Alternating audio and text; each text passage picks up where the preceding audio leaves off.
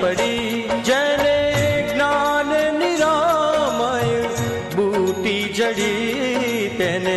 પરમારથની સૂજ પડી જેને જ્ઞાન નિરામય બૂટી જડી તેને પરમારથની સૂજ પડી